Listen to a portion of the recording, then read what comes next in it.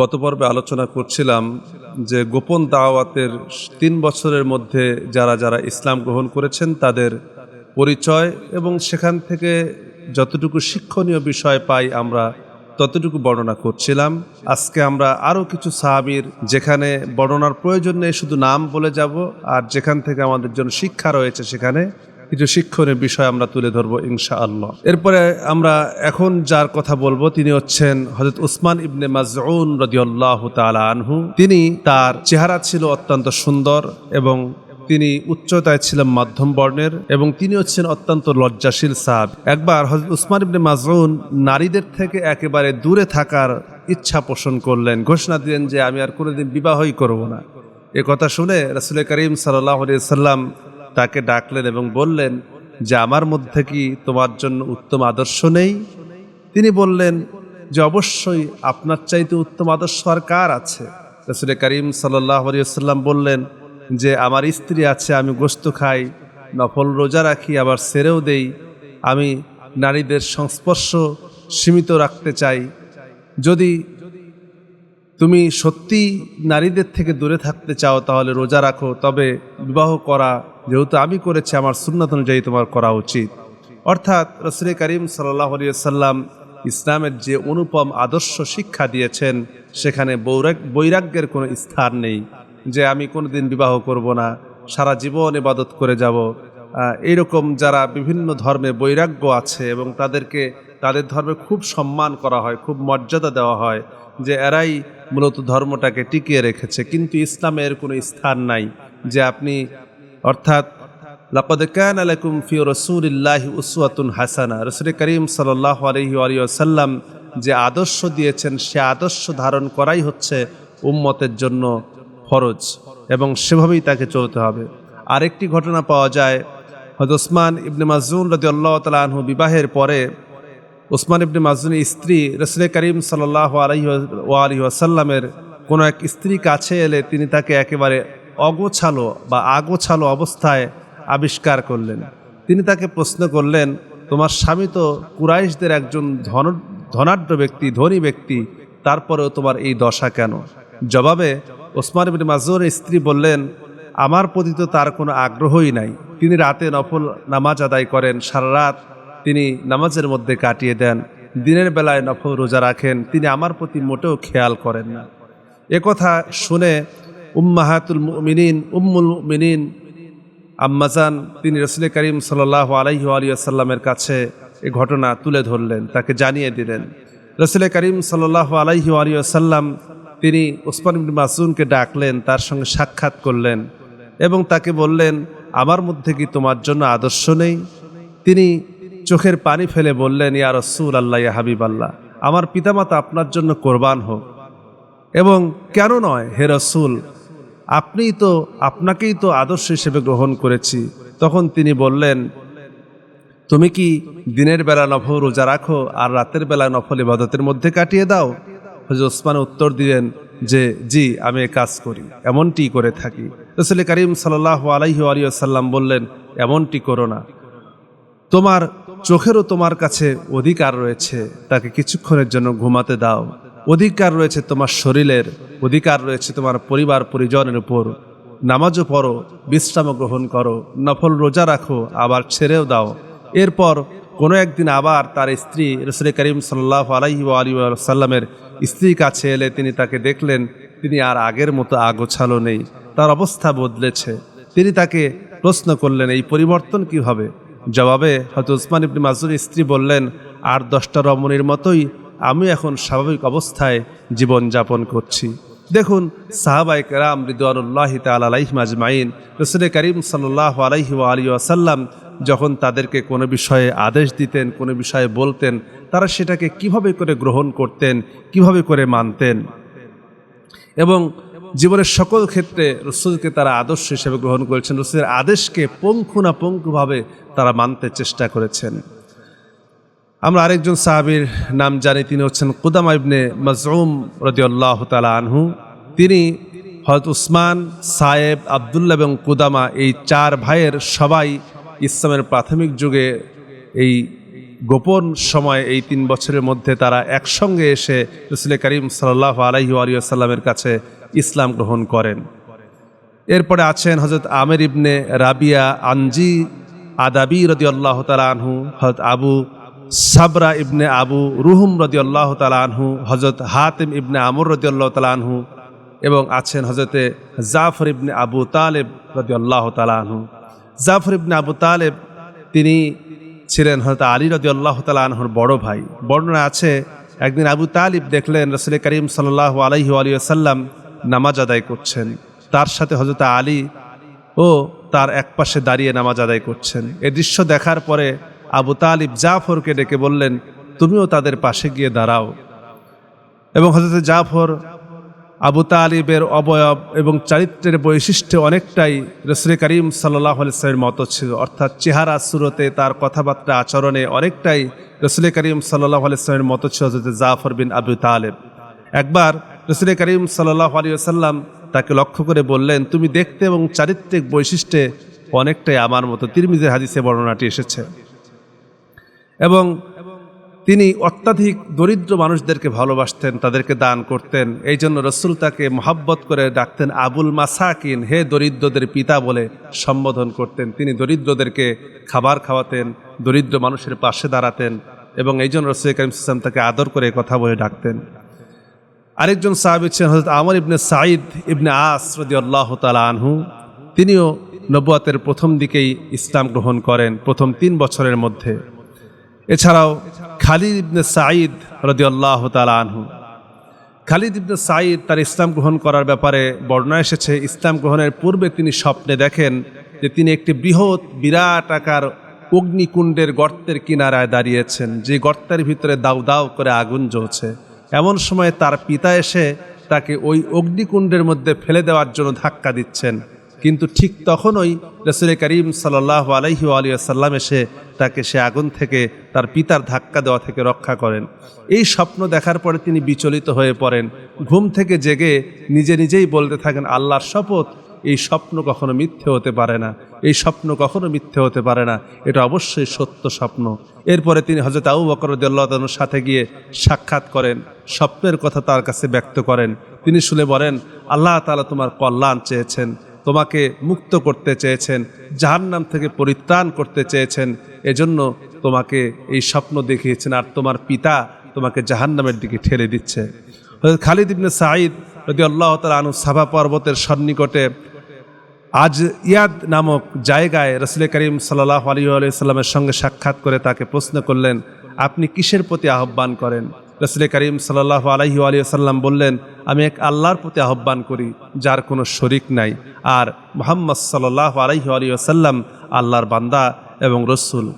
এবং তোমরা যেগুলির যার পূজা করো, যে সকল প্রতিমাগুলির পূজা করো, সেগুলি দেখতে পায় না, শুনতে পায় না, কারো লাভও করতে পারে না, ক্ষতিও করতে পারে না, ওগুলো তো কথাও বোঝে না, তোমরা যা বলো তাও বোঝে না, এবং কে তার পূজা করছে তাকেও সে চেনে না।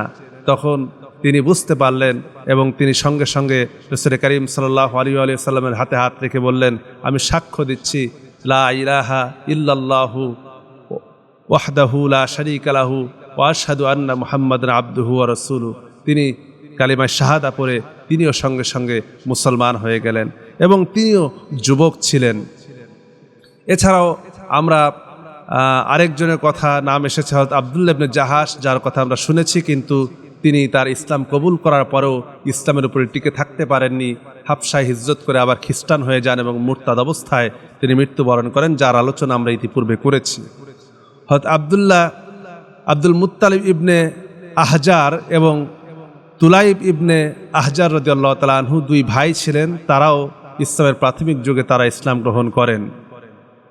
এবং আব্দুল্লাহ ইবনে মাসউদ রাদিয়াল্লাহু তাআলা আনহু, যিনি অত্যন্ত প্রসিদ্ধ সাহাবী, এবং শুধু প্রসিদ্ধই নয়, তিনি হচ্ছেন সাহাবীদের মধ্যে কোরআনে কারীম সম্পর্কে যিনি সবচেয়ে বেশি জানতেন।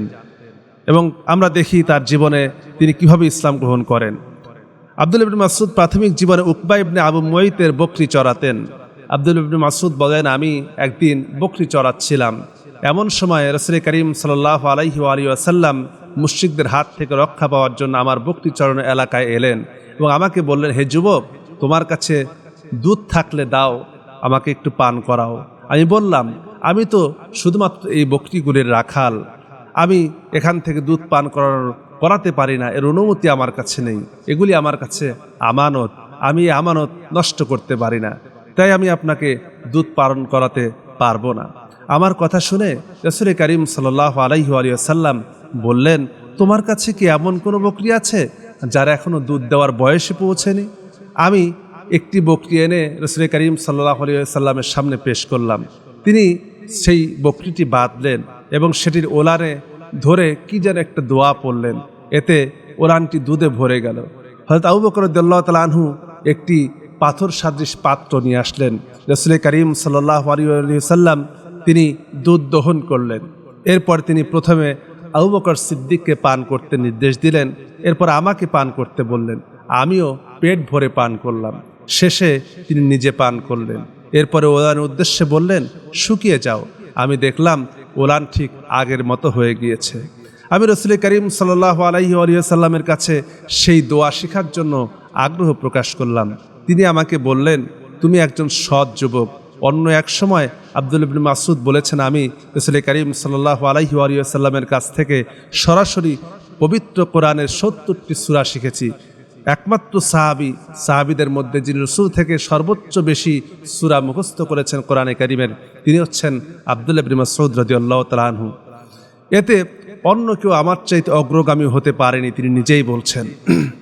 এবং তিনি ইসলাম গ্রহণ করার পরে তিনি সবসময় রাসূলের পাশে পাশে থাকতেন, রাসূলের কাছে কাছে থাকতেন। এবং তিনি বলেন, আমি রাসূলের সাথে থাকতাম এবং রাসূলকে জুতা পরিয়ে দিতেন। তিনি চলার সময় রাসূলের আগে আগে চলতেন, গোসল করার সময় পর্দার ব্যবস্থা করে দিতেন। ঘুমিয়ে গেলে হয়তো আব্দুল্লাহ ইবনে মাসউদ তিনি জেগে জেগে পাহারা দিতেন। এবং আল্লাহ তাআলা তার রাসূলকে নির্দেশ দিয়েছেন যে আব্দুল্লাহ ইবনে মাসউদের মুখ থেকে তিলাওয়াত শোনার জন্য। তখন রাসূল করিম সাল্লাল্লাহু আলাইহি ওয়াসাল্লাম ইরশাদ করলেন, ইকরা আলাইয়া কুলতু আকরু আলাইকা ওয়া আলাইকা উনজিলা। তিনি বললেন যে আমাকে কোরআন শোনাও। আমি বললাম, হে রাসূল, আমি কোরআন শোনাবো? আমি আপনাকে তিলাওয়াত করে শোনাবো, অথচ আপনার উপরে কোরআন নাজিল হয়েছে। রাসূল বললেন, ফাইন্নী উহিব্বু আন আসমাআহু মিন গায়রি, আমি অন্যের মুখ থেকে কোরআন শুনতে ভালোবাসি। তখন আমি সূরা নিসা তিলাওয়াত করতে লাগলাম। যখন আমি তিলাওয়াত করলাম, ফাকাইফা ইযা জিইনা মিন কুল্লি উম্মাতিন বিশাহিদিন ওয়া জিইনা বিকা হাউলাই শাহিদা। তিনি বলেন, এবার রাসূল বললেন, থামো। এখন আমি লক্ষ্য করে দেখলাম রাসূল করিম সাল্লাল্লাহু আলাইহি ওয়াসাল্লামের দুই চোখ বেয়ে বেয়ে পানি পড়ছে, তিনি কাঁদছেন। হযরত আব্দুল্লাহ ইবনে মাসউদ বলেন, আল্লাহর শপথ, যিনি ছাড়া কোনো মাবুদ নাই, যার হাতে আমার প্রাণ, আমি পবিত্র কোরআনের কোন আয়াত কোথায় কি কারণে অবতীর্ণ হয়েছে আমি সে বিষয়ে জানি।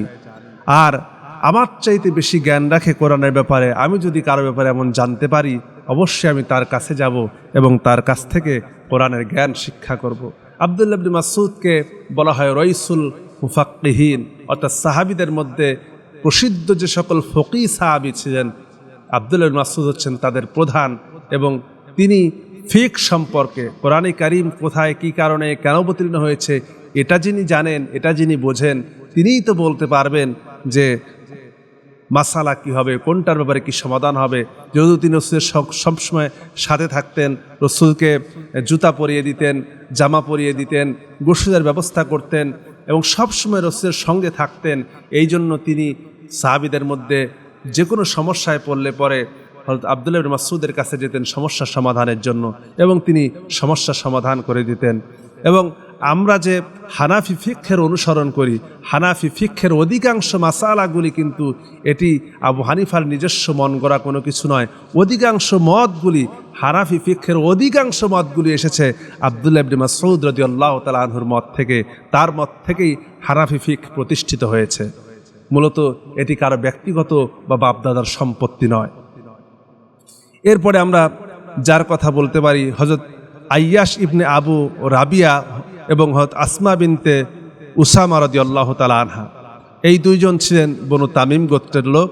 এই দম্পতিও বনু আরকামের পূর্বেই তিনি ইসলাম গ্রহণ করেন। আরেকজন হচ্ছেন খুনাইস ইবনে হুজাইফা, আরেকজন হচ্ছেন হযরত হাতিব ইবনে হারেস এবং হযরত ফাতিমা বিনতে মুজাল্লাল রাদিয়াল্লাহু তাআলা আনহা। আরেকজন হচ্ছেন হযরত ওয়াহাব ইবনে হারেস এবং ফুকাইহা বিনতে ইয়াসার রাদিয়াল্লাহু তাআলা আনহা। এরা অধিকাংশ এখন যাদের নাম বললাম এরা স্বামী স্ত্রী ও পরিবার মিলে তারা ইসলাম গ্রহণ করেছেন। আরেকজন হচ্ছেন মামার বিন হারেস, আরেকজন হচ্ছেন সালিদ ইবনে আমর, হযরত সাকরান ইবনে আমর, হযরত উবাইদ ইবনে হারেস ইবনে মুত্তালিব রাদিয়াল্লাহু তাআলা আনহু, হযরত মাসউদ ইবনে রবি ইবনে কারি রাদিয়াল্লাহু তাআলা আনহু, হযরত ওয়াকিদ ইবনে আব্দুল্লাহ তামিমি রাদিয়াল্লাহু তাআলা আনহু। এরপরে আপনারা যাদের যার নামটি সবচেয়ে বেশি জানেন, প্রসিদ্ধ বক্তাদের মুখে শুনেছেন, তিনি হচ্ছেন হযরত বিলাল রাদিয়াল্লাহু তাআলা আনহু।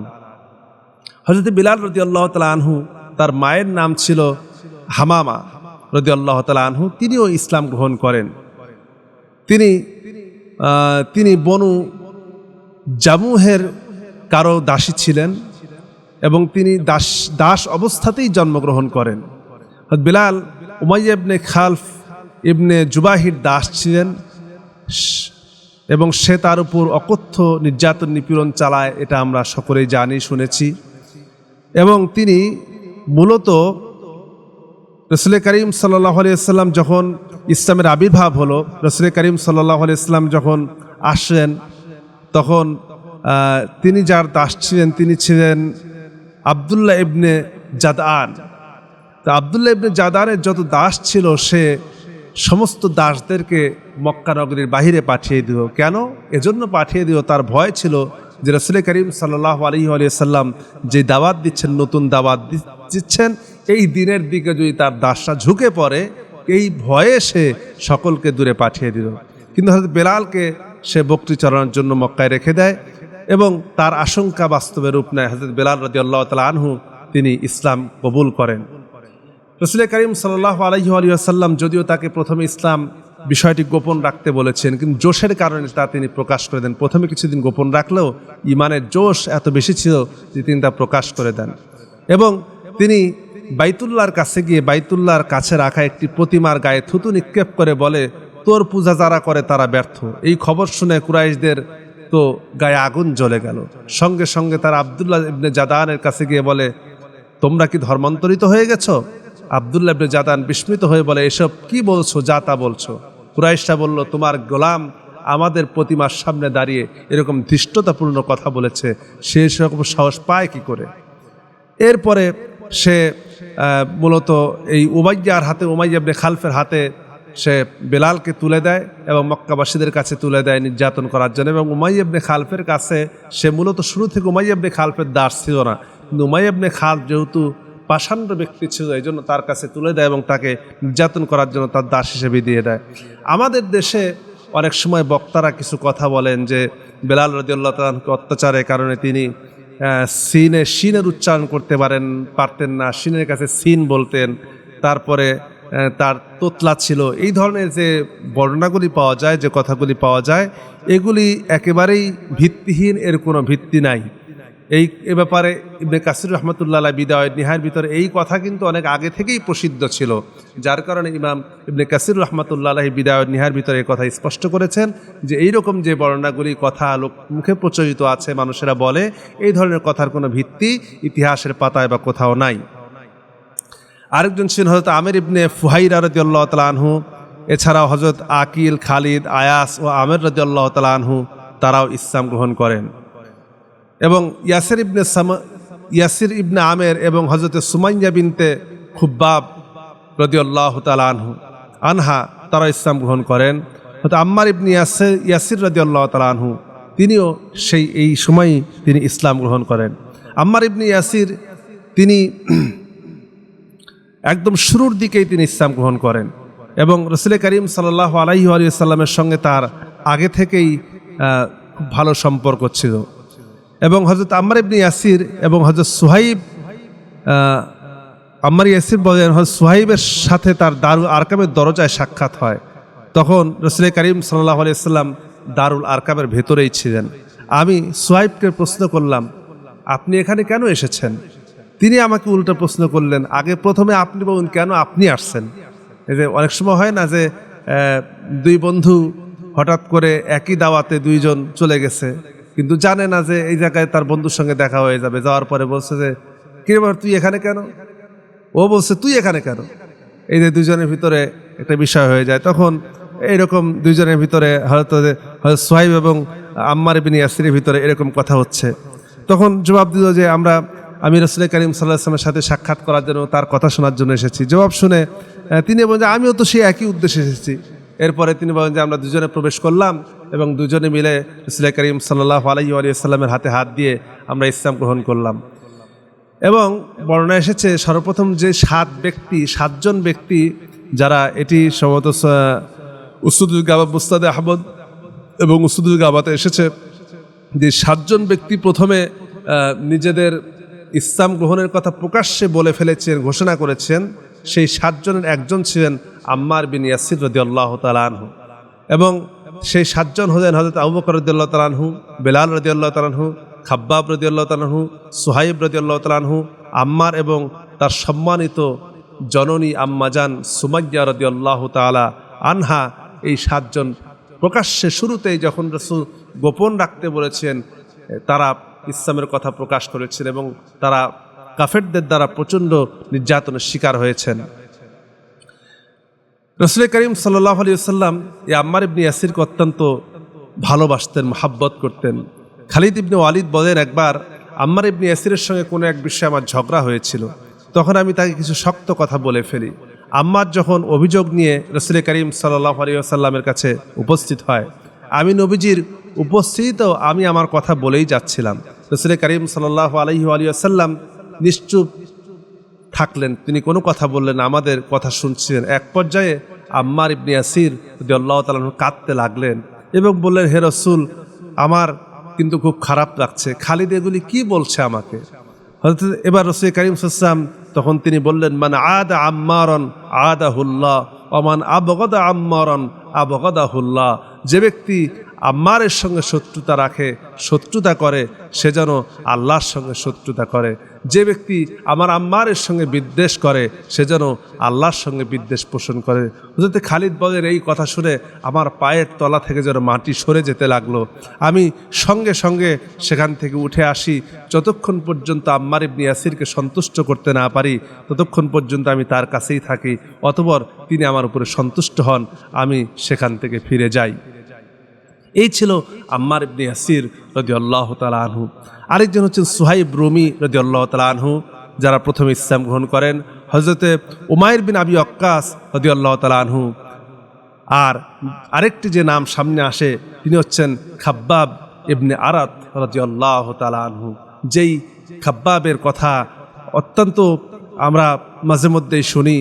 খাব্বাব বিন আরাত একদিন রাসূলের কাছে যেয়ে বলছেন, ইয়া রাসূলুল্লাহ আলা তাস্তানসিরু লানা আলা তাদউ লানা ইয়া রাসূলুল্লাহ। হে রাসূল, আপনি কি আমাদের জন্য দোয়া করবেন না? আপনি কি আমাদের জন্য সাহায্য প্রার্থনা করবেন না? আমরা তো মার খেতে খেতে শেষ হয়ে গেলাম। এই যে বিখ্যাত হাদিসটি খাব্বাব বিন আরাত থেকে বর্ণিত, তিনি বর্ণনা করেন। এবং রাসূল করিম সাল্লাল্লাহু আলাইহি ওয়াসাল্লাম বললেন যে, এত তাড়াহুড়া করছো, এত তাড়াহুড়া করো না। তোমাদের পূর্বে যারা এই দিনের দাওয়াত কবুল করেছেন, দিনের দাওয়াত নিয়ে যারা এসেছেন, পূর্ব জামানায় লোকেরা তাদেরকে ধরত এবং তাদের জন্য জমিনে গর্ত খনন করা হতো এবং সেই গর্তের ভিতরে মানুষদেরকে গেড়ে দিয়া কড়া টেনে জীবন্ত মানুষটাকে চিরে দ্বিখণ্ডিত করে দেওয়া হতো। ইসলাম কবুল করার কারণে লোহার চিরুনি গরম করে চামড়াগুলি আলাদা করে দেওয়া হতো। অথচ তোমরা বড্ড তাড়াহুড়া করছো। শুনে রাখো, এমন একটি সময় আসবে যে ইসলামের আলো, ইসলামের শাসন এমনভাবে ছড়িয়ে পড়বে, এই মক্কা থেকে শুরু করে হাজরে আসওয়াদ পর্যন্ত, রোম পর্যন্ত লোকেরা নির্বিঘ্নে যাতায়াত করবে, সিরিয়া পর্যন্ত লোকেরা নির্বিঘ্নে যাতায়াত করবে। কোনো মানুষের ভিতরে লা ইয়াখাফু ইল্লাল্লাহ, আল্লাহ ছাড়া কারো ভয় কোনো মানুষের ভিতরে থাকবে না। সেই বিখ্যাত হাদিস। তিনি ছিলেন বনু জাহরা গোত্রের সাথে চুক্তিবদ্ধ ছিল তাকে অপহরণ করে মক্কায় নিয়ে এসে বিক্রি করে দেওয়া হয় এবং তিনি সেখান থেকে খরিদ করে নিয়ে এসে তাকে কামার হিসেবে তাকে নিযুক্ত করা হয়। বংশীয়ভাবে তিনি ছিলেন তামিমি গোত্রের এবং তিনি কামার হিসেবেই ছিলেন এবং তাকেও কঠিন নির্যাতন করা হয়েছিল। তিনি যেই আগুন জ্বালাতেন লোহা পোড়াবার জন্য, সেই অঙ্কুর, সেই আগুন, যেই কয়লা জ্বলে উঠত, সেই কয়লা জ্বালিয়ে সেই কয়লার উপরে খাব্বাবের পিঠ সেই কয়লার অগ্নিকাণ্ডের উপরে রেখে খাব্বাবকে শোয়াই দিত। খাব্বাবের শরীর থেকে রক্ত চর্বিগুলি গলে গলে যে সে আগুন নিভত। এত নির্যাতন, এত কষ্ট দেওয়া হয়েছে খাব্বাবকে। হযরতে আমর ইবনে আবাসা রাদিয়াল্লাহু তাআলা আনহু জাহেলি যুগেই তিনি এমন একজন ব্যক্তি ছিলেন যে তিনি মানুষের মূর্তি পূজা দেখে তিনি বলতেন যে আমার মনে হতো যে তারা ভ্রষ্টতার মধ্যে রয়েছে। একদিন আমি শুনতে পেলাম মক্কা নগরীতে একজন নবুয়তের দাবি করেছে এবং ঐশী বাণী শোনাচ্ছে। আমি কাল বিলম্ব না করে নিজের বাহন নিয়ে বেরিয়ে পড়লাম, মক্কায় পৌঁছলাম। তখন রাসূল করিম সাল্লাল্লাহু আলাইহি ওয়াসাল্লাম গোপনে তার দাওয়াতি কার্যক্রম পরিচালনা করতেন। আমি তার কওমের লোকের কাছে খুব গোপনে তার বিষয়ে জানতে চেষ্টা করলাম, খোঁজ খবর নিলাম। অতঃপর আমি তাকে খুঁজে পেতে সক্ষম হলাম। আমি তাকে প্রশ্ন করলাম, আপনি কে? তার জবাব ছিল, আমাকে আল্লাহ তাআলা প্রেরণ করেছেন। আমার প্রশ্ন, কেন প্রেরণ করেছেন? তিনি জবাব দিলেন, আরসিলানি বিসিলাতিল আরহাম ওয়া কাসরিল আওসান আও ইউহাদাল্লাহু লা ইউশরিকু বিহি শাইউন। আত্মীয়তার বন্ধন রক্ষা, প্রতিমা চূর্ণ করতে, মূর্তি ভেঙে ফেলতে, শিরক ছেড়ে একমাত্র আল্লাহর আনুগত্যের জন্য আল্লাহ তাআলা আমাকে প্রেরণ করেছেন। আমি এবার প্রশ্ন করলাম, এ ব্যাপারে আপনার সাথে আর কে আছে? জবাবে তিনি বললেন, স্বাধীন দাস সকলের জন্য সমান, যে আসবে তাকেই ইসলামে স্বাগত জানানো হবে। এজন্য কাউকে আলাদাভাবে মর্যাদা দেওয়া হবে না, আলাদা দাম দেওয়া হবে না। এরপরে আমর ইবনে আবাসা বললেন যে আপনার কাছে আমাকে রেখে দিন। রাসূল করিম সাল্লাল্লাহু আলাইহি ওয়াসাল্লাম তিনি বললেন যে না, বর্তমান পরিস্থিতিতে আমাদের সঙ্গে তোমার অবস্থান করা উচিত নয়, তবে তুমি তোমার গোত্রেই থাকো, যখন ইসলামের বিজয়ের খবর পাবে তখন তুমি আমাদের কাছে এসো। তিনি চলে গেলেন এবং পরবর্তী সময়ে রাসূল করিম সাল্লাল্লাহু আলাইহি ওয়াসাল্লাম যখন মদিনায় হিজরত করলেন, হিজরত করার পরে তিনি বলেন যে আমি যাওয়ার পর থেকেই, আমি আমার গোত্রে ফিরে যাওয়ার পর থেকে রাসূলের বিজয়ের জন্য অপেক্ষা করতে থাকি। একসময় ইয়াসরিব থেকে লোক আসে, অর্থাৎ মদিনা থেকে, আমি তাদের কাছে নবীজির ব্যাপারে জানতে পারি এবং আমি ফিরে যাই রাসূলের কাছে খেদমতে পৌঁছে জিজ্ঞেস করি, ইয়া রাসূলুল্লাহ, আপনি কি আমাকে চিনতে পেরেছেন? রাসূল করিম সাল্লাল্লাহু আলাইহি ওয়াসাল্লাম সেই কবে দেখেছেন, নবুয়াতের প্রথম বছরে, এর মধ্যে বদর হয়ে গিয়েছে, উহুদ হয়ে গিয়েছে, খন্দক হয়ে গিয়েছে, তার মানে 5 হিজরি, প্রায় 15 বছর পরে তিনি রাসূলের সামনে এসেছেন। একদিন দেখেছিলেন। রাসূল বললেন, হ্যাঁ, তুমি মক্কায় আমার কাছে এসেছিলে। অতঃপর তিনি সেখানে ইসলাম গ্রহণ করেন, রাসূল করিম সাল্লাল্লাহু আলাইহি ওয়াসাল্লামের কাছে থেকে যান এবং মদিনায় বসবাস করতে শুরু করেন। এই ছিল আমর বিন আবাসা রাদিয়াল্লাহু তাআলা। কত কাল অপেক্ষা করেছেন, রাসূলের কাছ থেকে দূরে সেরেছেন, বিরহে কষ্ট সহ্য করেছেন, তবুও বারবার চেয়েছেন যে আমি যেন রাসূলের সাক্ষাৎ পেতে পারি, রাসূলের কাছে যেতে পারি। নুআইম বিন আব্দুল্লাহ রাদিয়াল্লাহু তাআলা আনহু, তিনিও প্রথম 10 জনের মধ্যে একজন যিনি ইসলাম গ্রহণ করেন। তাকে নাহাম, অধিক কাশিদাতা বলে ডাকা হতো, কারণ একবার রাসূল করিম সাল্লাল্লাহু আলাইহি ওয়াসাল্লাম বলেন যে আমি যখন মেরাজে গিয়েছিলাম তখন আমি তোমার কাশির আওয়াজ শুনেছিলাম, এই জন্য তাকে নাহাম বলে ডাকা হতো। তিনি সেই নামটাই পছন্দ করে নেন যে এবং এটাকে গ্রহণ করেন, এই জন্য তাকে উপনাম নাহাম ডাকা হতো, যে অধিক কাশিদাতা। এ পর্যন্ত জানলাম এবং আমরা যতদূর জেনেছি সাহাবীদের জীবনী থেকে, যতটুকু তাদের ইসলাম গ্রহণ থেকে যতটুকু জেনেছি, আমরা এর থেকে শিক্ষা নিয়ে যেন আমাদের বাস্তব জীবনে যতটুকু শিক্ষণীয় আছে আমরা বাস্তব জীবনের প্রতিফলন করতে পারি, আমল করতে পারি। আল্লাহ সেই তৌফিক আমাদেরকে দান করুক। ওয়া আখির দাওয়ানা আলহামদুলিল্লাহি রাব্বিল আলামিন। আসসালামু আলাইকুম ওয়া রাহমাতুল্লাহ।